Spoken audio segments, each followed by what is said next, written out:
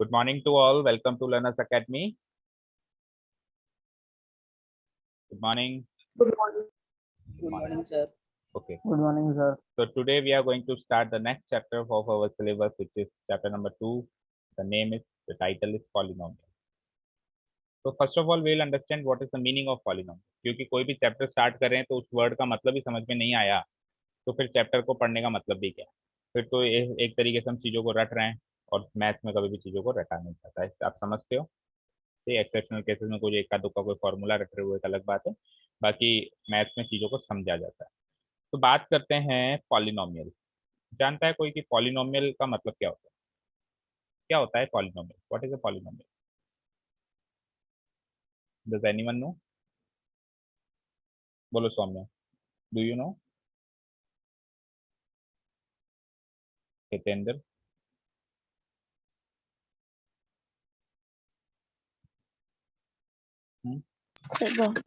इसमें sir one से ज्यादा वेरिएबल्स होते हैं। वेरिएबल्स होते हैं, कांस्टेंट्स नहीं हो सकते हैं? या सर कांस्टेंट भी हो सकते हैं सर, वेरिएबल और कांस्टेंट होते हैं। तो फिर हम उसको टर्म्स बोलते हैं ना। टर्म्स में वेरिएबल्स एंड कांस्टेंट दोनों होते हैं। देखो बेटा, poly means many. Poly means many, तो संधि विच्छेद करो। हिंदी में संधि विच्छेद करते हो। नॉमियल मीन्स होता है टर्म्स। तो जब एक या एक से ज्यादा टर्म्स हमको शीट पे रखे हुए मिलते हैं तो हम उसको पॉलिनोमियल कहते हैं। फॉर एग्जांपल देखो, नीचे लिखा हुआ है x square plus 2xy plus y square. तो ये एक्स स्क्वायर एक टर्म है, 2xy दूसरा टर्म है, वाई स्क्वायर तीसरा टर्म है। Total how many terms are there? 3 terms. Yes, sir. ठीक है, समझ रहे हो कितनी हो Yes, गई? 3 sir. टर्म्स। तो ये एक पॉलिनोमियल हो गया। मैं कह सकता हूँ इट इज ए पॉलिनोमियल, क्योंकि इसमें एक या एक से ज्यादा टर्म है। तो पॉलिनोमियल का सीधा सीधा मीनिंग है, अब देखो उसके मीनिंग में मैनी लिखा हुआ है, लेकिन मैनी का मतलब कभी भी ये नहीं होता कि हमेशा एक से ज्यादा ही हो। मैनी में वन भी आता है हमेशा, मैनी के अंदर वन भी हमेशा काउंट होता है, वन भी मैनी में ही आता है हमेशा। तो वन और मोर टर्म वी कैन से, एक या एक, कम से कम एक तो हो, एक से ज्यादा हो तो भी ठीक है। वन और मोर टर्म्स जब रखे हुए हों तो उसको हम कहते हैं इट इज ए पॉलिनोमियल। और हम अगर देखें तो हर एक नंबर ही एक पॉलिनोमियल है। मैं कुछ भी लिखूंगा वो पॉलिनोमियल होगा। फॉर एग्जांपल मैंने लिखा x प्लस वाई, ये भी पॉलिनोमियल है। मैंने लिखा 2x माइनस जेड, ये भी एक पॉलिनोमियल है। अरे इवन मैंने अगर सिंपली लिख दिया, मैंने सिंपली लिख दिया 5, 5 भी एक पॉलिनोमियल है। मैंने सिंपली अगर 5 लिख दिया ना, ये भी एक टर्म तो हो गई ना। ये वन टर्म हो गई नहीं हो गई बताओ? एक टर्म तो है ना। और पॉलिनोमियल की डेफिनेशन में Yes, वन sir. टर्म भी आ रहा है। इवन अगर मैंने 0 लिख दिया ना, 0, ये भी एक पॉलिनोमियल है, क्योंकि इसमें भी सिंगल टर्म, एक टर्म तो है ना। अब वो टर्म 0 है वो एक अलग चीज है, ये भी एक टर्म है, ये भी एक टर्म है। अब वो टर्म की वैल्यू 0 है वो एक अलग बात है, लेकिन टर्म तो है ना इसमें भी। तो जिसमें भी एक या एक से ज्यादा टर्म्स रखे गए हैं, all of them are polynomials. यहां तक समझ आया सभी को? Yes. बोलो। Yes, sir. Specially I will ask the new students, Shikhi, Shreshth, Ansh, यश, जो लास्ट टाइम नहीं थे। तो आया समझ में यहाँ तक सबको? अब ये जो Yes, sir. टर्म्स हैं, अब ये जो टर्म्स हैं, फर्स्ट ऑफ ऑल एक चीज याद रखना, ये टर्म्स अलग कब होती हैं? ये टर्म्स मैंने चैप्टर नंबर 1 में भी थोड़ा सा समझाया था आपको। ये टर्म्स अलग हमेशा प्लस या माइनस साइन पे होती है। देखो ये प्लस, ये प्लस, ये माइनस, ये प्लस। ठीक है, तो ये पहली टर्म, ये दूसरी टर्म, ये तीसरी टर्म, ये पहली टर्म, ये दूसरी टर्म, ये तीसरी टर्म, प्लस या माइनस साइन पे ये अलग होती है। फॉर एग्जाम्पल सपोज करो मैंने लिखा 2 इंटू एक्स प्लस वाई। मुझे बताओ कितनी टर्म्स है यहाँ पे? ये एक पॉलिनोमियल है, इसमें कितनी टर्म्स हैं? Sir, 3. Two. बेटा प्लस और माइनस साइन पे अलग होंगी ना, तो प्लस साइन तो एक ही दिख रहा है मुझे। हाँ, तो ये पूरी एक ही टर्म है और ये पूरी एक ही टर्म। इनटू साइन पे टर्म्स अलग अलग नहीं होंगी, ये सिंगल टर्म है 2 इंटू एक्स, जिसको मैं 2x लिख सकता हूँ। समझे? समझ रहे हो क्या? बोलो बच्चों रिप्लाई। ठीक है, मल्टीप्लाई या डिवाइड साइन अगर हो तो वहां पे Sir. को हम अलग नहीं मानेंगे, वो एक ही टर्म है, वो सिंगल एक ही यूनिट है। प्लस या माइनस साइन जब आ जाता है तब टर्म अलग हो जाती है। ठीक है, फर्स्ट ऑफ ऑल ये चीज, जैसे कि एग्जांपल और ले लेता हूं मैं, मुझे बताना आप कितनी टर्म्स है इसमें।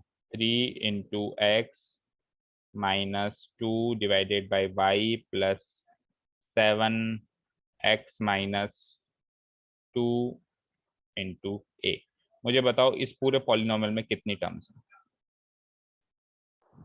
3 3। और बताओ बाकियों के आंसर।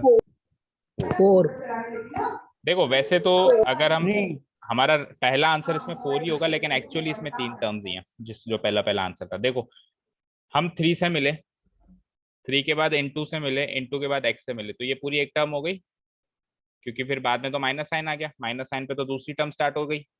मतलब ये मान के चलो, ये माइनस प्लस है ना, ये ट्रेन के डिब्बे के जो वो बीच में कनेक्टर आता है जिससे ट्रेन के डिब्बे जुड़े हुए होते हैं, ये एक डिब्बा है ट्रेन का, सर। ये दूसरा डिब्बा है। अब इस ये माइनस से जुड़ा हुआ है ट्रेन का डिब्बा, ये तीसरी टर्म है और ये चौथी टर्म।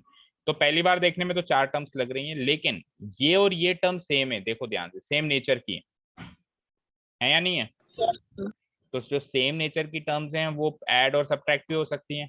तो जैसे इसको मैं 3x लिख दूंगा और वो ऑलरेडी प्लस 7x है, तो 3 + 7x अल्टीमेटली 10x हो जाएगा।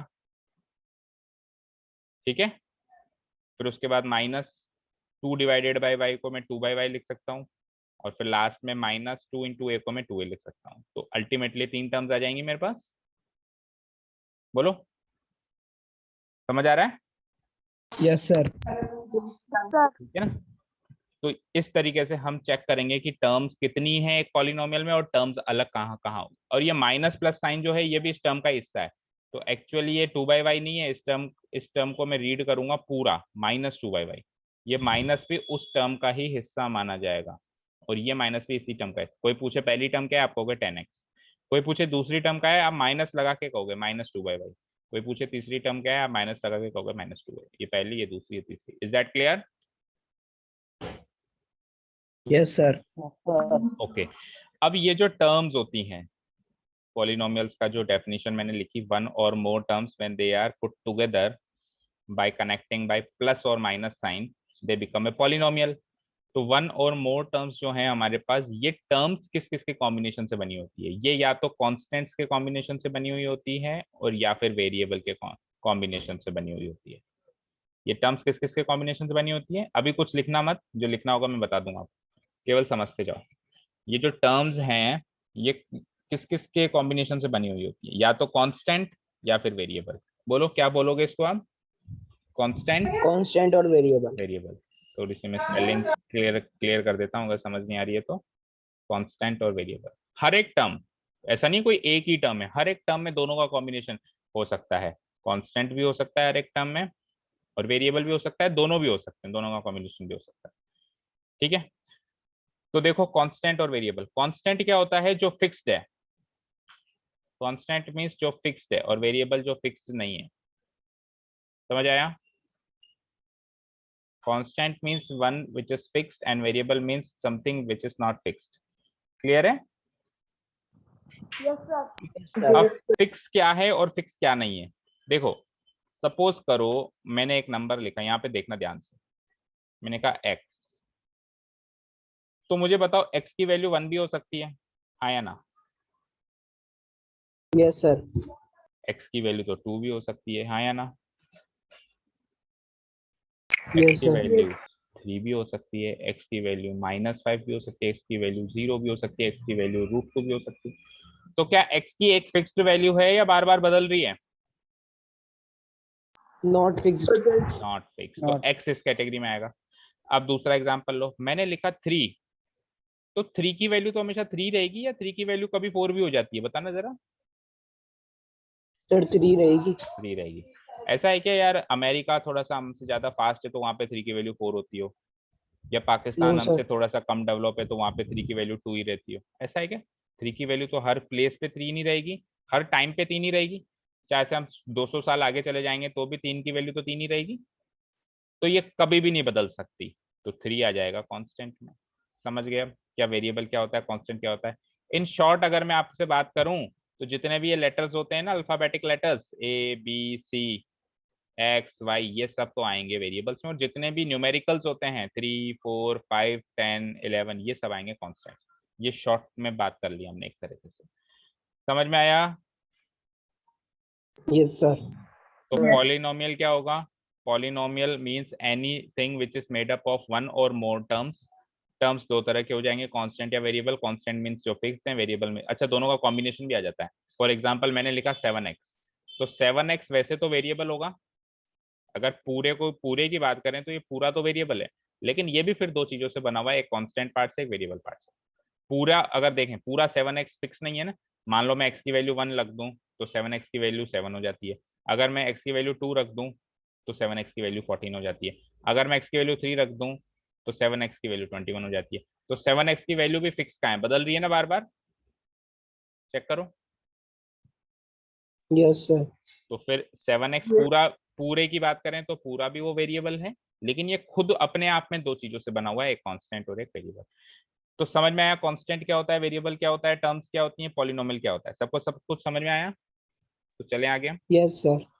तो ये जनरल इंट्रोडक्शन की बात कर रहे हैं, अभी हम चैप्टर स्टार्ट भी नहीं किया हमने।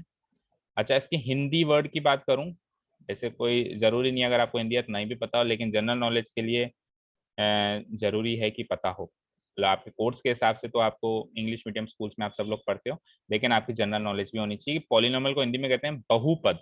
बहु मीन्स पैनी, मैनी, बहु मीन्स मैनी थिंग्स, पद मतलब टर्म्स, तो वही डेफिनेशन निकल के आती है, many terms. Is that clear? Clear? Yes sir. ठीक है। अब देखो, दो एग्जाम्पल में से तो मैंने आपको बता दिया था, थर्ड एग्जाम्पल को आप एनालाइज करो, मुझे बताओ इस थर्ड एग्जाम्पल में कितनी टर्म्स हैं। Sir 2, 2, sorry 4 4 4। 4, ओके। बाकी बताओ, बाकी लोग बताओ, सौम्या आप बताओ इसमें कितनी टर्म्स हैं। सब ब्रैकेट का मींस मल्टीप्लाई होता है ना। हाँ बिल्कुल, ये मल्टीप्लाई इसके बीच में, बोलो। शिखी आप बताओ। सर 2 2 टर्म्स हैं, ओके। शिखी आप बोलो। 3 कितनी? 3। 3 टर्म्स है। अच्छा, 3 टर्म्स कौन कौन सी है बताना।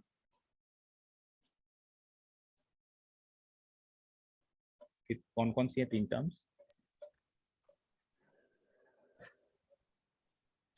चलो, तो अब चीज को ध्यान से समझो। 2 है, चलो अब चीज को ध्यान से समझो। कुल मिला के में ना तो 2 है, ना 3 है, ना 4। तो चीज को ध्यान से समझो। हर एक पॉलिनोमियल की, एक मिनट ये अटक गया थोड़ा सा।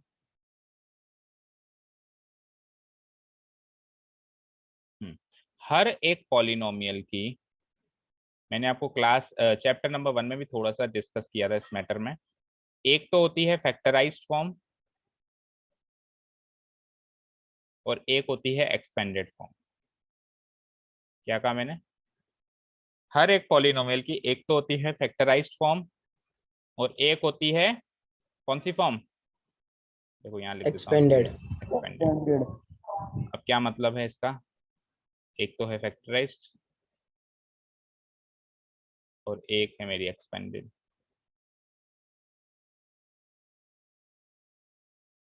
फैक्टराइज्ड का मतलब जिसके अंदर फैक्टर्स दिखाई दें। क्या दिखाई दें? क्या दिखाई दें? फैक्टर्स। और एक्सपेंडेड का मतलब जिसके अंदर टर्म्स दिखाई दें। क्या दिखाई दें, बोलो, क्या दिखाई दें? टर्म्स। टर्म्स। जो फैक्टर्स होते हैं वो एक दूसरे से मल्टीप्लाई से कनेक्टेड होते हैं। किससे कनेक्टेड होते हैं? मल्टीप्लाई से। और जो टर्म्स होती हैं वो एक दूसरे से प्लस या माइनस से कनेक्टेड होती हैं, अभी अभी सीखा हमने। यहां तक समझ में आया? ठीक है। अब आप यस सर। पहला वाला पॉलिनोमियल अगर ध्यान से देखें तो x प्लस वाई का होल स्क्वायर फैक्टराइज्ड फॉर्म है। क्यों है? क्योंकि इसको मैं लिख सकता हूं x plus y into x plus y. तो बीच में मल्टीप्लाई का साइन है ना, है या नहीं है? बोलो, बीच में मल्टीप्लाई का साइन है या नहीं है? सर और मल्टीप्लाई के साइन से क्या कनेक्टेड होते हैं? फैक्टर्स। और जिसमें फैक्टर्स होते हैं वो कौन सी फॉर्म होती है? Factorised form. तो ये दो फैक्टर्स हैं, पहला फैक्टर है x प्लस वाई, दूसरा फैक्टर है x प्लस वाई, दोनों फैक्टर सेम है। ये जो RHS में दिख रही है ये है इसकी एक्सपेंडेड फॉर्म, क्योंकि इसके अंदर फैक्टर्स नहीं दिखाई दे रहे, इसके अंदर टर्म्स दिखाई दे रही है। इसके अंदर मुझे टर्म्स दिखाई दे रही हैं जो प्लस माइनस से कनेक्टेड है। सेकेंड केस में भी ऐसा है, लेकिन थर्ड केस में उल्टा कर रखा है। RHS में फैक्टराइज्ड फॉर्म है, ध्यान से देखो। RHS में तो फैक्टर्स है ना, x plus y and x minus y जो इन टू से कनेक्टेड है, यस और नो। और LHS में एक्सपेंडेड फॉर्म है, उल्टा कर दिया। LHS में क्या है, एक्सपेंडेड फॉर्म, क्योंकि ये माइनस से कनेक्टेड है। समझ में आया यहां तक? बोलो। Yes sir. ठीक है, वापस से समझा दो। देखो जिसमें चीजें प्लस और माइनस से कनेक्टेड हैं वो तो होती है एक्सपेंडेड फॉर्म, जैसे इसमें और इसमें। और जिसमें चीजें मल्टीप्लाई से कनेक्टेड होती हैं, जैसे x plus y into x plus y, वो होती है फैक्टराइज्ड फॉर्म। जैसे x माइनस वाई का होल स्क्वायर को भी एक्सपैंड करेंगे हम, तो x minus y into x minus y, 2 बार x माइनस वाई आ जाएगा, तो ये भी हो गई मेरी फैक्टराइज्ड फॉर्म। ठीक है, तो जरूरी नहीं है, ऐसा कोई फिक्स नहीं है कि LHS में हम हमेशा फैक्टराइज लिखेंगे और RHS में हम हमेशा एक्सपेंडेड लिखेंगे, उल्टा भी कर सकते हैं। जैसे कि थर्ड वाले केस में मैंने RHS में फैक्टराइज देख रहा हूं मैं, और LHS में मैं एक्सपेंडेड देख रहा हूँ। फर्स्ट एंड सेकंड केस के जस्ट उल्टा चल रहा है थर्ड केस। तो आपसे कभी भी पूछे बेटा कि टर्म्स कितनी है, तो आपको टर्म्स कैलकुलेट करने के लिए उस पॉलिनोमियल को एक्सपेंडेड फॉर्म में चेंज करना पड़ेगा, तभी तो टर्म्स पता चलेगी। आप फैक्टराइज्ड फॉर्म को देखकर टर्म्स का अंदाजा नहीं कर सकते कि कितनी टर्म्स आएंगी। समझ में आया क्या काम है ना? आप एक्सपेंडेड फॉर्म को देख के तो फैक्टराइज्ड फॉर्म को देख के तो आप फैक्टर्स का अंदाजा कर सकते हो। मैंने कहा इसमें कितने फैक्टर्स हैं, तो आप कह सकते हो सर 2 फैक्टर हैं, एक तो x प्लस वाई, एक x माइनस। मैंने कहा कितनी टर्म्स हैं, तो ये टर्म्स थोड़ी ना, ये तो फैक्टर्स हैं। आप कहोगे सर 2 मिनट रुको, पहले मैं इसको सॉल्व कर लेता हूँ, मैं इसको एक्सपेंडेड फॉर्म में चेंज कर देता हूँ। अब एक्सपेंडेड फॉर्म में चेंज करने के बाद देखो कितनी टर्म्स आ रही हैं, 2 आ रही हैं, 2 टर्म्स आ रही हैं, बताओ। Yes sir. ठीक है, अब अगर कोई जिद करे कि नहीं साहब मुझे तो आप फैक्टराइज्ड फॉर्म से बताओ कितने टर्म्स हैं और एक्सपेंडेड फॉर्म से बताओ कितने, ना उल्टे की जिद करें। फॉर एग्जांपल देखो, मैं ये कहना चाह रहा हूँ कि आपके पास है x square minus y square equal to x plus y into x minus y. मुझे बताओ RHS फैक्टराइज्ड फॉर्म है, यस और नो? ध्यान से सुनना आप। RHS क्या है? Factorised form. LHS क्या है बोलना? एक्सपेंडेड फॉर्म है, यस और यस नो? सर। ठीक है, अब मैंने कहा मुझे इसके फैक्टर्स बताओ, तो आप कहोगे सर 2 मिनट रुको, मैं फैक्टराइज फॉर्म चेक कर लेता हूँ। ये रही फैक्टराइज फॉर्म सर, एक दो, 2 फैक्टर्स है। क्लियर? क्लियर है ना? 2 फैक्टर्स हैं। अब यस फिर सर। मैंने कहा कि इसमें कितनी टर्म्स हैं, आप कहोगे सर रुको इसको सॉल्व कर लेता हूँ, मैं एक्सपेंडेड फॉर्म में ले आता हूँ। ये एक्सपेंडेड फॉर्म बन गई और इसमें 2 टर्म्स हैं। क्लियर? यानी टर्म्स चेक करने के लिए एक्सपेंडेड फॉर्म चेक की जाती है, फैक्टर्स चेक करने के लिए फैक्टराइज फॉर्म चेक की जाती है। यहाँ तक क्लियर है? Yes sir. लेकिन कोई जिद करे कि नहीं साहब फैक्टराइज्ड फॉर्म देख के तो टर्म्स बताओ, या फिर एक्सपेंडेड फॉर्म देख के फैक्टर बताओ कि कितने फैक्टर है, कितनी टर्म्स है, तो हमेशा मेरा आंसर 1 होगा। 1 टर्म है और 1 फैक्टर है। भाई ये पूरी एक ही टर्म मानूंगा मैं, यहां से लेके यहां तक, क्योंकि प्लस माइनस साइन से कोई चीज कनेक्टेड हुई नहीं, ये पूरी एक ही चीज है, तो सिंगल टर्म मानूंगा। बीच में प्लस माइनस साइन नहीं है। अब इनके फैक्टरों के अंदर प्लस माइनस साइन है, उससे मुझे मतलब नहीं है, लेकिन ये सिंगल टर्म मानूंगा मैं। और सिमिलरली मैं एक्सपेंडेड फॉर्म से आपसे फैक्टर पूछूं, तो ये सिंगल फैक्टर है, ये किसी से मल्टीप्लाई नहीं हो रहा है। अगर ये मल्टीप्लाई होकर किसी और से होता तो मैं कहता दूसरा फैक्टर है, लेकिन ये किसी से मल्टीप्लाई हो ही नहीं रहा है, तो मैं इसको सिंगल फैक्टर मानूंगा। अब इसके टर्म्स के बीच में ये x इंटू एक्स हो रहा है और एक्स स्क्वायर हो रहा है, उससे मतलब नहीं, लेकिन ये पूरी चीज तो किसी से मल्टीप्लाई नहीं हो रही, तो उसमें सिंगल फैक्टर मानूंगा। कुल मिला के एक्सपेंडेड फॉर्म से फैक्टर पूछ ले या फैक्टराइज फॉर्म से टर्म पूछ ले, तो आंसर हमेशा यही आता है, 1 टर्म या 1 फैक्टर। तो मैंने आपसे पूछा इसमें कितनी टर्म्स हैं, इस फॉर्म में, तो इस फॉर्म में तो एक ही टर्म है, लेकिन एक्चुअली इस पॉलिनोमियल में 2 टर्म्स थी, वो पता चला एक्सपेंडेड फॉर्म में चेंज करने के बाद। मैं पूछूं इसमें कितने फैक्टर हैं, आप कहोगे सर एक ही फैक्टर है, लेकिन एक्चुअली इस पॉलिनोमियल में कितने फैक्टर हैं वो उसकी फैक्टराइज फॉर्म में चेंज करने के बाद पता चलेगा कि 2 फैक्टर्स है। ये सारी बातें समझ में आई? उल्टा पूछ ले तो आंसर हमेशा 1 होगा।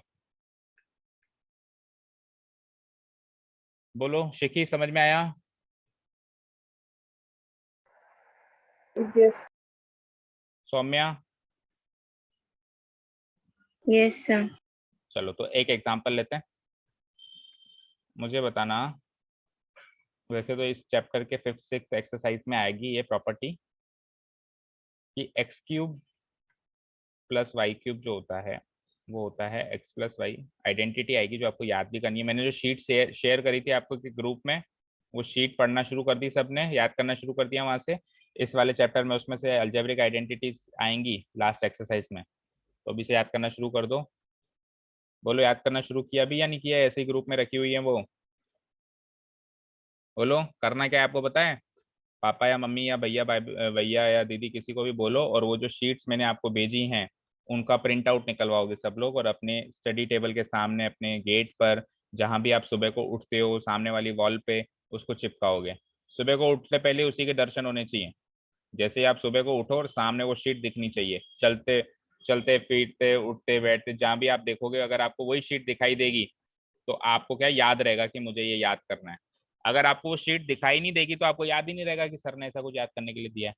आप रोज एक स्क्वायर भी याद कर लोगे तो भी चलेगा। चलो जैसे आप सुबह को उठे, आपकी नजर सीधे 24 के स्क्वायर पे गई 576, आपने कहा यार आज के लिए मैं ये याद रखूंगा कि 24 का स्क्वायर 576। रोज एक एक स्क्वायर भी याद करोगे तो भी एक महीने में वो स्क्वायर याद हो जाएंगे। बोलो होगा नहीं होगा? तो Yes, sir. स्ट्रेटेजी बनानी पड़ेगी। कोई भी चीज बनी बनाई नहीं मिलती, अपनी स्ट्रेटेजी अपने प्लान्स खुद बनाने पड़ेंगे हमको। चलो बात करते हैं। तो ये आइडेंटिटी है उसमें, अलजेब्रिक आइडेंटिटी में। तो ये एक पॉलिनोमियल है जिसकी ये एक फॉर्म है, ये एक फॉर्म है। पहले तो मुझे बताओ इसकी एक्सपेंडेड फॉर्म कौन सी है, लेफ्ट साइड वाली या राइट साइड वाली? एक्सपेंडेड फॉर्म बोलो। लेफ्ट साइड वाली। लेफ्ट साइड वाली, जिसमें लेफ्ट। जिसमें चीजें प्लस माइनस लेफ्ट। से कनेक्टेड है ना। तो ये तो हो गई एक्सपेंडेड फॉर्म, और फैक्टराइज्ड फॉर्म जो बच गई उधर वाली, क्योंकि दो ही फॉर्म होती है। ये हो गई इसकी फैक्टराइज्ड फॉर्म, क्योंकि इसमें चीजें इनटू से कनेक्टेड है। ठीक है, तो मैंने आपसे पूछा कि इसके फैक्टर्स बताओ कितने हैं, इस पॉलिनोमियल में कितने फैक्टर्स हैं बताओ, कितने फैक्टर्स हैं बताएगा कोई?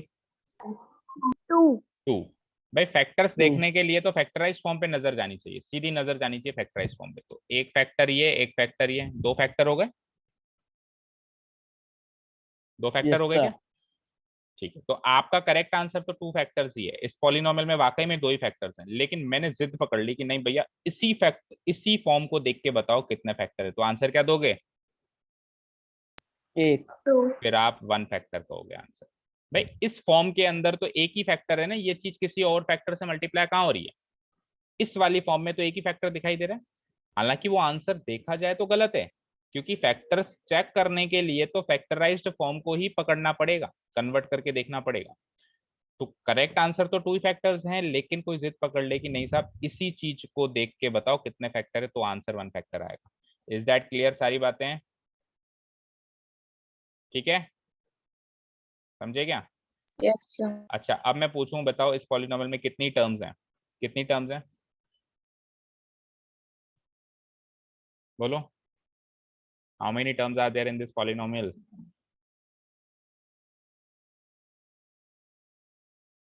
कितनी टर्म्स हैं बोलो हितेंद्र यस सर, किसमें? इस सर पॉलिनोमियल? View net. एक ही तो पॉलिनोमियल रखा है मैंने स्क्रीन पे, एक से ज्यादा तो पॉलिनोमियल है ही नहीं। इस पॉलिनोमियल में सर कितनी टू टर्म्स हैं? टर्म्स है। 2 टर्म्स। 3। ऐसे मत मानना कि ये पॉलिनोमियल अलग है। एक ही पॉलिनोमियल है, ये इसकी एक्सपेंडेड फॉर्म है, इसकी फैक्टराइज्ड फॉर्म है। पॉलिनोमियल तो एक ही है ना। तो टर्म्स चेक करने के यस लिए कौन सी फॉर्म को चेक किया जाता है, फैक्टराइज्ड को या एक्सपेंडेड को? सर, एक्सपेंडेड को। एक्सपेंडेड को। तो एक्सपेंडेड फॉर्म पे मेरी नजर जाएगी, उसमें मैं प्लस माइनस साइन से देखूंगा कितनी चीजें कनेक्टेड है, 1 2। तो 2 टर्म्स हो गई। Yes sir. लेकिन मैंने जिद पकड़ ली कि नहीं साहब फैक्टराइज्ड फॉर्म को देखो और उसमें बताओ कितनी टर्म्स है। तो उसमें तो ये एक ही टर्म है, क्योंकि ये चीज प्लस माइनस होकर किसी दूसरी चीज से ऐड या सब्ट्रैक्ट नहीं हो रही है। तो इसमें क्या कहूंगा मैं, ये तो सिंगल ही टर्म है, 1 term. Is that clear? Yes, sir. ठीक है, x+1 into x+2 into x+3 into x plus 4 into x plus 5। बताओ कितनी टर्म्स हैं इसमें? सर 1। 1। वेरी गुड 1 भाई, ये सब मल्टीप्लाई से कनेक्टेड हैं तो ये सब एक ही टर्म है, अभी सिंगल टर्म है। और अगर कोई एक्चुअल में पूछना चाह रहा है, अभी जिस शक्ल में वो दिख रही है तो वो तो वन टर्म है, सिंगल टर्म की शक्ल में दिख रही है, लेकिन एक्चुअल में इसका आंसर में कितनी टर्म्स है उसके लिए तो आपको उसको एक्सपेंड करना पड़ेगा। इसको इससे मल्टीप्लाई, इसको इससे मल्टीप्लाई, इसको इससे फिर आखिरी में जाके देखना पड़ेगा कि कितनी टर्म्स अलग अलग बनी, वो फाइनल आंसर होगा। लेकिन इस शक्ल में, अभी जिस शक्ल में दिखाई दे रहा है, ये एक ही टर्म है। Is that clear? फैक्टर्स 5 है, 1 2 3 4 5। क्लियर है? Yes sir yes sir. ठीक है, तो ये था हमारा चैप्टर का इंट्रोडक्शन। अब थोड़ा सा कुछ नोट्स बना लेते हैं हम। आ जाइए, हेडिंग डाल ली होगी आपने, लिखिए पॉलिनोमियल की डेफिनेशन लिखते हैं, standard definition. A polynomial is an algebraic expression। Expression का मतलब होता है अभिव्यक्ति। अभिव्यक्ति का मतलब कुछ भी हमने चीज लिख दी वो अभिव्यक्ति है। हमने कोई भी चीज लिख दी ना, ये चलो ये मैंने ये लिख दिया, एक सेंटेंस लिख दिया, तो ये भी एक एक्सप्रेशन है। एक्सप्रेशन का मतलब होता है अपने आप को एक्सप्रेस करने का तरीका। भाई मैं, मेरे अंदर क्या इंफॉर्मेशन है, क्या नॉलेज है, मैं आपको कैसे बताऊं, तो वो मेरा एक्सप्रेशन है। जैसे कई लोग फेस से भी एक्सप्रेशन देते हैं, आंखों से एक्सप्रेशन देते हैं, अपने फेशियल एक्सप्रेशंस होते हैं, तो उसी तरीके से लिखना भी एक तरीके से एक्सप्रेशन है। तो ये अल्जेब्रिक एक्सप्रेशन है। अल्जेब्रिक एक्सप्रेशन, अल्जेब्रिक का मतलब होता है जिसमें एक्स वाई जेड ऐसी चीजें दिखाई दें, ए बी सी, वो अल्जेब्रिक होता है। ठीक है ना? तो ये एक अल्जेब्रिक एक्सप्रेशन है जिसके अंदर, देखो ध्यान से बेटा, 1 या 1 से ज्यादा टर्म्स हो सकती हैं, इसको अंडरलाइन कर रहा हूं मैं, 1 और मोर टर्म्स। एक भी हो सकती है, एक से ज्यादा भी हो सकती है। और वो किससे बनी हुई होती है? अभी अभी बात करी थी, या तो वेरिएबल,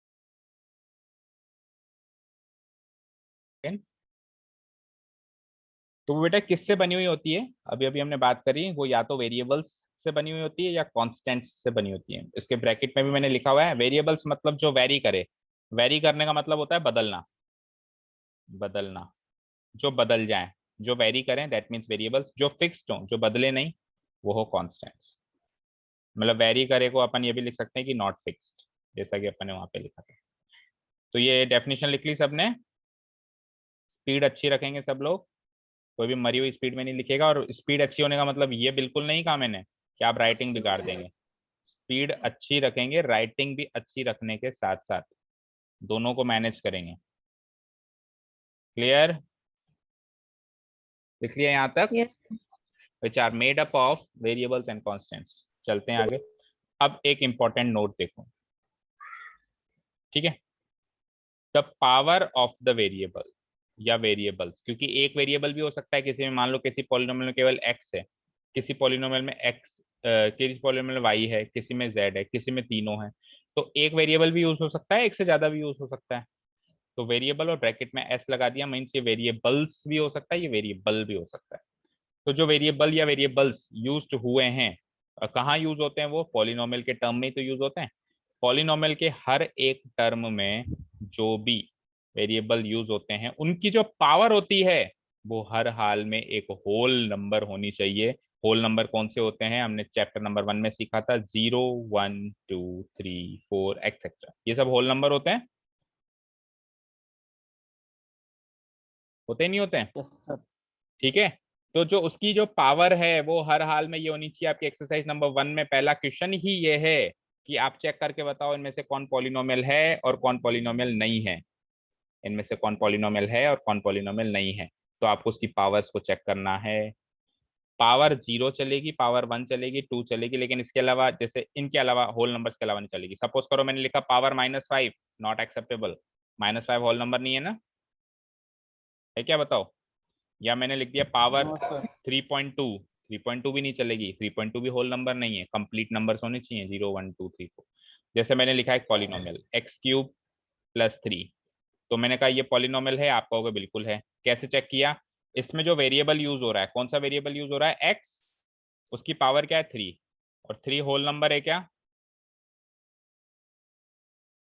बोलो। Yes. यस तो सर। फिर ये एक पॉलिनोमियल है, एक्सेप्टेबल पॉलिनोमियल है। लेकिन अगर मैंने लिख दिया x³ - 3 + 3, अब बताओ, अब ये एक पॉलिनोमियल है क्या? No sir. वेरिएबल की पावर होल नंबर नहीं है, that means it is not a polynomial. अच्छा अब बताना, x की पावर 2.2 + 10, अब बताओ। सर नो ये भी नहीं है, 2.2 भी होल नंबर नहीं है, नॉट ए पॉलिनोमियल। एक्स की पावर 1/2 प्लस 7 जैसे नॉट ए पॉलिनोमियल। पिछले चैप्टर में हमने किया था, it is also not a polynomial, क्योंकि एक्स की पावर हाफ 1/2 भी नहीं हो सकती है, 3/2 भी नहीं हो सकती है, कंप्लीट नंबर होना चाहिए, होल नंबर। ठीक है, अब बताना एक्स क्यूब प्लस 7 की पावर 3/2 पॉलिनोमियल है या नहीं है? No no sir. हितेंद्र बताओ, सर क्या? ये पॉलिनोमियल है या नहीं है? सर नहीं है। नहीं है। अरे बेटा क्यों नहीं है, बताना, कारण बताना क्यों नहीं है। सर 3/2 पावर है उसकी। किसकी? सर 7 की। 7 वेरिएबल है क्या? No sir. क्या लिखा है इधर सर पढ़ो, कांस्टेंट। इधर पढ़ो क्या लिखा है, पढ़ो पढ़ो क्या लिखा है। आपने ही लिखा है या किसी और ने लिखा है? आपने लिखा है अपनी नोटबुक में सबने? तो लिखते यस सर। लिखते ध्यान भी होना चाहिए, ऐसा नहीं कि बंदरों की तरह बस नकल कर ली, नकल में भी अकल होनी चाहिए। पावर वेरिएबल की चेक करनी है, कांस्टेंट की भाड़ में जाए, कांस्टेंट की जो भी पावर हो चेक ही नहीं करनी। वेरिएबल की पावर तो 3 है ना, 3 होल नंबर है ना, यस सर। तो ये एक पॉलिनोमियल है। कोई नहीं कहेगा ये एक पॉलिनोमियल नहीं है। कांस्टेंट की पावर कुछ भी हो सकती है, उससे मतलब ही नहीं है, हमको केवल और केवल पावर ऑफ द वेरिएबल या वेरिएबल्स, एक से ज्यादा वेरिएबल हो उनकी पावर चेक करनी है, वो होल नंबर होनी चाहिए। Is that clear? Is that yes sir. Clear? अब बताना जरा, एक्स क्यूब प्लस वाई की पावर -7 प्लस 10 की पावर 5/7, बताना क्या ये पॉलिनोमियल है? सर इस बार इसमें सर y की पावर -7 है। हाँ, तो इस बार ये पॉलिनोमियल नहीं है, क्योंकि मैंने देखो ये एक और चीज लिखी है, ईच टर्म, हर एक टर्म का वेरिएबल चेक करो। पहले टर्म का वेरिएबल पास हो गया, तीसरे टर्म में तो वेरिएबल है ही नहीं, कांस्टेंट है, लेकिन दूसरे टर्म में वेरिएबल की पावर फेल हो गई ना, -7 होल नंबर नहीं है ना, बोलो। No sir. That no means sir. ये पॉलिनोमियल नहीं। तो अब तो समझ गए होंगे अच्छे से, हाँ जी। ठीक है, चलो अब बताना शिखी आप, √x+6 क्या ये एक पॉलिनोमियल है? फंस गए? बताओ, जितेंद्र आप बताओ। सर नहीं है। कैसे नहीं है, रीजन भी बताओ, स्पेसिफाई करो रीजन। सर x रूट में है। एक्स रूट में है तो मैंने कहीं रूट में, क्या रूट में आने के बाद क्या होगा ऐसा तो मैंने कहीं मेंशन किया नहीं, तो आपने कैसे डिसाइड कर लिया कि एक्स रूट में होगा तो वो वेरिएबल, वो पॉलिनोमियल नहीं होगा? मैंने तो कोई मेंशन अभी तक नहीं किया। अब आपके मन में क्या आ रहा है वो बताओ। देखो, इस √x को मैं x की पावर 1/2 लिख सकता हूँ, यस और नो? Yes sir. तो अब बताओ, अब ये पॉलिनोमियल है क्या? No sir. नो, तो फिर ये भी नहीं है, नो। तो फिर ये भी नहीं है। ठीक है, तो आप रूट वाली चीजों को सॉल्व करोगे पहले पावर्स में कि उसकी पावर कैसी आती है, फिर चेक करोगे। और इन शॉर्ट अगर मैं आपको कहूं तो रूट वाले वेरिएबल्स कभी भी पॉलिनोमियल होंगे ही नहीं, क्योंकि रूट का मतलब ही हाफ पावर होता है। अगर रूट लगा हुआ है ना, दैट मीन्स वो फ्रैक्शनल पावर है। रूट का मतलब क्या होता है? Fractional power. तो फ्रैक्शनल पावर तो चाहिए ही नहीं ना हमको, मतलब पावर फ्रैक्शन के अंदर है, फ्रैक्शन होता है ना p/q, पावर ही मेरी p/q की फॉर्म में, और मेरे को तो कंप्लीट नंबर्स, होल नंबर्स चाहिए पावर। तो रूट के अंदर कोई भी वेरिएबल दिखाई दे तो वो कभी भी पॉलिनोमियल नहीं होगा, क्योंकि फ्रैक्शनल पावर अलाउड नहीं है वेरिएबल के ऊपर। हाँ, कांस्टेंट के ऊपर अलाउड है, कल को अगर x + √7 हो तब ये पॉलिनोमियल है, क्योंकि कांस्टेंट के ऊपर सब अलाउड है, बात वेरिएबल की हो रही है। समझ गए? Yes sir. ठीक है, तो ये इंपॉर्टेंट नोट है काफी, इसको डबल बार मार्क कर देना, डबल इंपॉर्टेंट है, वेरी इंपॉर्टेंट है, और नोट कर लो जल्दी से। कर लिया सबने? Yes sir. चलो, नेक्स्ट टॉपिक क्या है देखते हैं, डिग्री ऑफ ए पॉलिनोमियल। चलो लिखो इसको, एक डिग्री ऑफ ए पॉलिनोमियल और एक coefficients of the terms of a polynomial. ये दो टॉपिक करेंगे अभी 5-10 मिनट में, और फिर टाइप्स ऑफ पॉलिनोमियल कल देखेंगे। डिग्री ऑफ ए पॉलिनोमियल, पहले हेडिंग डालो। अब पावर समझ गए, अब पावर क्या होती है, तो पावर से चलते हैं अगली चीज पर। नोट हो जाए तो बता दीजिएगा, और कोई वर्ड समझ में नहीं आए तो भी पूछ लीजिएगा, क्योंकि ये बड़ी फास्ट में लिखा हुआ है तो हो सकता है कुछ टेढ़ा मेढ़ा भी हो समझ में नहीं आ रहा हो तो पूछ लेना भी किसके बाद क्या लिखा हुआ है, लेकिन गलत नोट डाउन मत करना प्लीज, है ना। हाईएस्ट पावर को मैं अंडरलाइन कर देता हूँ, क्योंकि यही मेन बात है इस चीज की, हाईएस्ट पावर।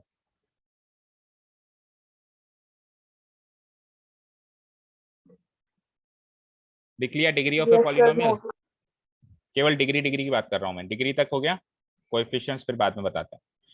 देखो डिग्री का मतलब क्या है, हाईएस्ट पावर, सिंपल सी बात है, डिग्री का मतलब क्या है, हाईएस्ट पावर।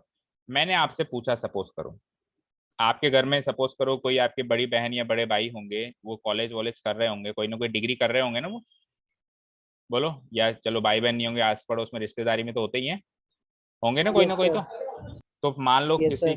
किसी की सिस्टर मान लो एमबीए कर चुकी है। मैंने कहा बेटा आपकी सिस्टर क्या कर रही है, उनकी क्या डिग्री है? मैंने कहा उनकी डिग्री क्या है? तो आप कहोगे सर वो एमबीए की डिग्री है उसके पास, यही कहोगे? बोलो, यही कहोगे ना? Yes, Yes, sir. sir. अच्छा, एमबीए से पहले मान लो उसने बीबीए भी किया होगा, या मान लो बीकॉम किया होगा, या बीकॉम से पहले उसने ट्वेल्थ भी किया होगा, ट्वेल्थ से पहले उसने टेंथ भी किया होगा, टेंथ से पहले वो फिफ्थ में भी आई होगी, और फिफ्थ से पहले वो नर्सरी में भी कभी ना कभी आई होगी। तो उसने ये सारी क्लासेस भी कवर करी है नहीं करी है, या सीधे ही एमबीए कर लिया? बोलो। करिए। Yes, sir. करी है। तो फिर आपने डिग्री में एमबीए क्यों बताया, ये क्यों नहीं बताया कि बीबीए भी है, ट्वेल्थ भी है? आपने ऐसे क्यों नहीं कहा कि सर मेरी दीदी टेंथ भी क्लियर कर चुकी है, ट्वेल्थ भी कर चुकी है, बीबीए भी कर चुकी है और एमबीए भी कर चुकी है? ऐसे क्यों नहीं बताया आपने? सिंपली ऐसे क्यों कहा कि सर एमबीए? सोचो। सर एमबीए से मतलब पीछे की सारी क्लासें हो चुकी है। पीछे की सारी। तो यानी कि एक इंसान की क्वालिफिकेशन उसकी सबसे बड़ी डिग्री से होती है, या उसकी बाकी पुरानी डिग्री छोटी मोटी डिग्रियों से भी होती है? किससे होती है क्वालिफिकेशन? सबसे बड़ी डिग्री से। किससे होती है बेटा? सबसे सबसे बड़ी। बड़ी डिग्री। तो फिर एक पॉलिनोमियल की डिग्री क्या है? मैंने कहा कि मान लो मैंने पॉलिनोमियल लिख दिया x³ प्लस y² प्लस 10। मैंने कहा ओए भाई पॉलिनोमियल इधर आ मेरे पास, भाग के खड़ा हो जाए यहाँ पे। मान लो मैं पॉलिनोमियल की रैगिंग कर रहा हूँ, मैंने बोला बता तेरी डिग्री क्या है, कितना पढ़ा लिखा है तू? तो अब इसके पास 3 टर्म्स हैं, 1 2 3, यानी कि ये 3 क्लास में आया था। ये तो ये वाली टर्म दूसरी क्लास पास है, और ये वाली टर्म तीसरी क्लास पास। तो सबसे बड़ी पावर कौन सी है यहाँ पे? बोलो, सबसे बड़ी पावर कौन? पावर पावर तो X³ 3 है ना, x³ तो टर्म है ना, पावर तो 3 है ना। सबसे बड़ी पावर कौन सी है? पावर मतलब जो ऊपर लगती है, 3। तो इसकी डिग्री भी क्या हो जाएगी, इस पूरे पॉलिनोमियल की डिग्री क्या हो जाएगी? 3। Is that clear? Yes, sir. Is that clear? तो पावर तो हर एक टर्म की है, याद रखना, फिर से सुनो, पावर हर एक टर्म की है। इस टर्म की भी अपनी एक पावर है, इस टर्म की भी अपनी एक पावर है, इस टर्म की भी अपनी एक पावर है। उनमें से जो सबसे बड़ी पावर है वो डिग्री है, वो उस पूरे पॉलिनोमियल की डिग्री है। समझ में आया क्या? Yes, sir. ठीक है। Yes sir. एक एग्जांपल लेते हैं। 30x² plus 42y plus 10z³ minus 36। इस पॉलिनोमियल में कितनी टर्म्स हैं? इस पॉलिनोमियल में कितनी टर्म्स? बोलो।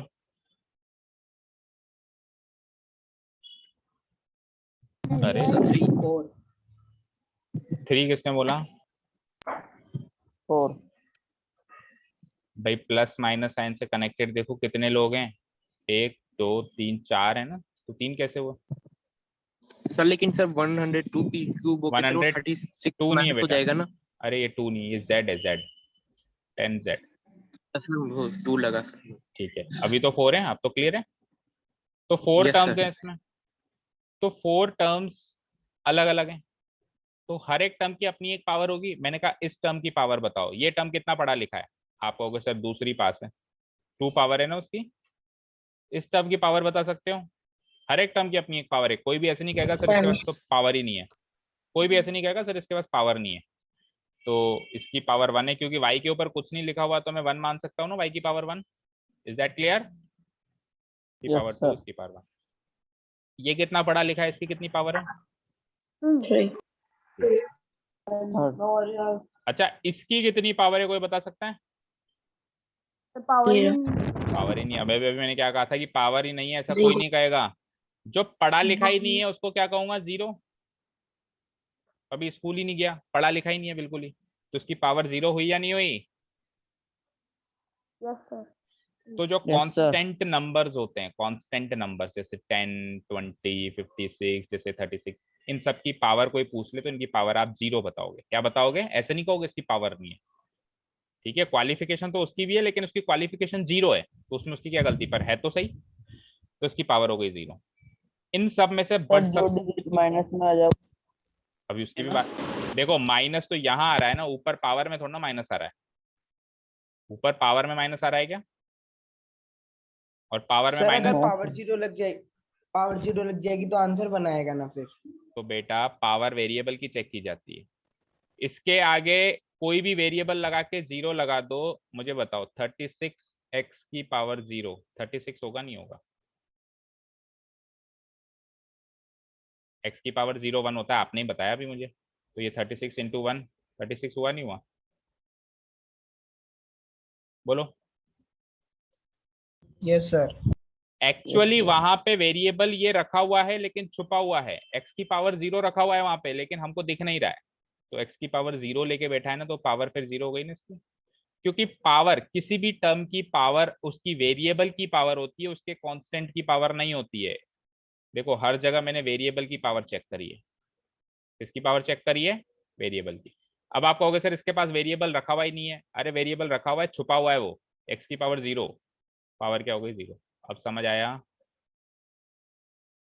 Yes sir. अच्छे से? तो कांस्टेंट टर्म्स की पावर हमेशा जीरो होगी, क्लियर है? ठीक है, यस ठीक है। अब इनमें से सर सबसे, अगर 36 हाँ 36 की अगर कुछ भी पावर होती, मान लो 10 होती, 36 की पावर 10 होती, तो मैं ये नहीं कहता कि इसकी पावर 10 है, नहीं, इसकी पावर अभी भी जीरो है। इसकी पावर अभी भी जीरो है क्योंकि कांस्टेंट के ऊपर क्या रखा हुआ है वो तो चेक कभी किया ही नहीं जाता, हमेशा वेरिएबल की पावर चेक की जाती है। इसके ऊपर 10 रखा हुआ है, 20 रखा हुआ है, कुछ भी नहीं रखा हुआ है, कोई फर्क नहीं पड़ता। क्लियर है? Yes sir. ठीक है, हाँ जी। अब इनमें से सबसे बड़ी पावर कौन सी है? इनमें से सबसे बड़ी पावर 3। 3, तो दैट इज डिग्री क्या हो गई मेरी? 3। कोई पूछे ये पूरा पॉलिनोमियल कितना, इसकी डिग्री क्या है, इस पूरे पॉलिनोमियल क्या आंसर दोगे? 3। तो समझ में आया डिग्री क्या होती है? Highest power of any term of a polynomial, किसी भी टर्म की सबसे हाईएस्ट पावर ही उस पॉलिनोमियल की डिग्री होती है। जितनी भी टर्म्स यूज हो रही है सारी टर्म्स की पावर सोचो और उसमें सबसे बड़ी जो दिखाई दे वो इसकी डिग्री होगी। Is that clear? Yes sir. अच्छे से क्लियर हो गया? अब कई बच्चे कहते हैं सर यहाँ पे वेरिएबल, इधर मान लो ये -3 होता, तो -3 तो हो ही नहीं सकता, अगर -3 हो तो ये पॉलिनोमियल ही नहीं होगा। अभी अभी सिखाया है मैंने कि पावर नेगेटिव नहीं हो सकती वेरिएबल की, पावर कम से कम क्या हो सकती है? जीरो। होल नंबर होगी ना, और होल नंबर कहाँ से चालू होते हैं? 0, 1, 2, 3, 4। तो पावर कम से कम क्या हो सकती है, यानी डिग्री भी कम से कम क्या होगी? जीरो। डिग्री की भी सबसे कम से कम वैल्यू जीरो ही रहेगी, समझ गए? जीरो से कम डिग्री नहीं होगी कभी भी किसी पॉलिनोमियल में, समझ गए क्या? Yes sir. ठीक है, अब इसी एग्जाम्पल से अगला टॉपिक समझा देते हैं, तो फिर केवल नोट करना रह जाएगा, ये सब डिलीट कर रहा हूँ एक बार में। इसी एग्जाम्पल से अगला टॉपिक है कोएफिशिएंट। अब देखते हैं कोएफिशिएंट क्या चीज है यार। ये एक्स की पावर जीरो यहाँ पे रखे रहने देता हूँ मैं, ताकि आपको पता रहे कि यहाँ पे एक्स की पावर जीरो है पर वो छुपा हुआ है। देखो भैया, अब अगला नाम क्या आ रहा है, पहले तो नाम पढ़ो, ये सब हटा दो एक बार, चलो एग्जाम्पल ये रहने दो। अगला नाम आ रहा है हमारे टॉपिक में कोएफिशिएंट। वैसे तो इसको एक साथ ही रीड किया जाता है लेकिन अभी एक बार मैं तोड़ के बता रहा हूँ उसको। कोएफिशिएंट, को मीन्स साथ देने वाला, साथी। को मीन्स क्या होता है? साथी। जैसे कहते हैं ना हमारा स्कूल कोएड है, कोएड है मतलब वहाँ पे बॉयज एंड गर्ल्स साथ में पढ़ते हैं, तो को का मतलब क्या होता है? साथी। ठीक है, एफिशिएंट का मतलब होता है आपको पावरफुल करने वाला, आपको पावरफुल करने वाला। तो एक ऐसा नंबर जो आपके साथ को हो जाए, यानी आपका साथी बन के आपको पावरफुल कर दे, वो नंबर कोएफिशिएंट होगा नहीं होगा? बताओ, एक ऐसा नंबर जो आपके साथ को, आपके साथ में लग जाए और आपको पावरफुल कर दे, वो कोएफिशिएंट होगा नहीं होगा? बोलो। होगा सर। Yes sir. होगा। सपोज करो मैंने लिखा x, तो x की कुछ भी पावर, मतलब x की वैल्यू कुछ भी रही हो मुझे पता नहीं है, लेकिन अगर मैं x की जगह कल को इसको 2x लिख दूं तो ऑब्वियसली 2x x से ज्यादा पावरफुल है या नहीं है? दुगना है ये तो x Yes, का। sir. तो ये जो 2 Yes, हो गया sir. ना, ये जो 2, ये इस 2 का कोएफिशिएंट हो गया। ये 2 हो गया, क्या हो गया इसका? कोएफिशिएंट हो गया। समझ में आई? अब हर एक टर्म का अपनी अपनी पावर होती है, तो हर एक टर्म की अपनी अपनी कोएफिशिएंट भी होगी। यस और नो? Yes, sir. जैसे यहाँ पे 4 टर्म्स थी, आपने चारों टर्म्स की पावर बताई, तो अब चारों टर्म्स के कोएफिशिएंट बता दो। हर एक टर्म का अपना अपना पावर, अपनी अपनी कोएफिशिएंट। बोलो, पहले टर्म का कोएफिशिएंट क्या है? Sir, साथ में 30. क्या लगा हुआ है? साथ में क्या लगा हुआ है? 30, 30 इसका कोएफिशिएंट।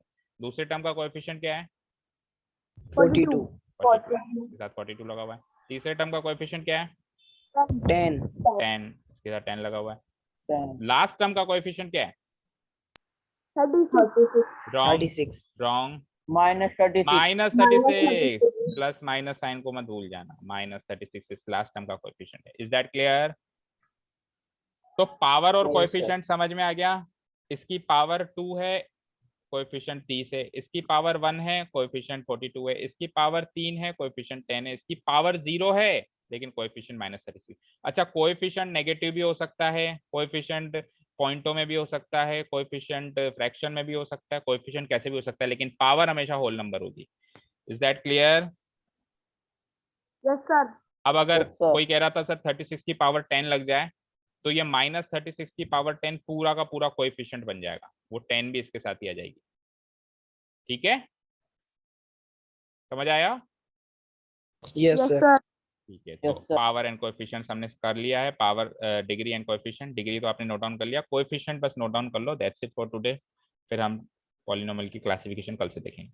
द न्यूमेरिक वैल्यू, वो नंबर, न्यूमेरिक वैल्यू मतलब वो नंबर विच इज प्लेस्ड, जिसको प्लेस किया जाता है बिसाइड द वेरिएबल, वेरिएबल की बगल में। बिसाइड मतलब पास में, प्लेस कर देते हैं हम उसको, used in the terms of a polynomial. किसी भी पॉलिनोमियल के अलग अलग टर्म्स में जो वेरिएबल यूज हो रहे हैं, उन वेरिएबल के बिसाइड, बगल में एक न्यूमेरिक वैल्यू रख दी जाती है, उसको हम कहते हैं coefficient of that term of the polynomial. उस पॉलिनोमियल के उस टर्म का कोएफिशिएंट हर एक टर्म का अलग अलग होगा। याद रहे, फिर से कह रहा हूं, पूरे पॉलिनोमियल का एक कोएफिशिएंट नहीं होगा, पॉलिनोमियल की हर एक टर्म का अलग अलग कोएफिशिएंट होगा। ठीक है ना? उस न्यूमेरिक वैल्यू को कहा जाता है कोएफिशिएंट ऑफ दैट टर्म, उस टर्म के कोएफिशिएंट, पॉलिनोमियल के उस टर्म का कोएफिशिएंट। लिख लिया?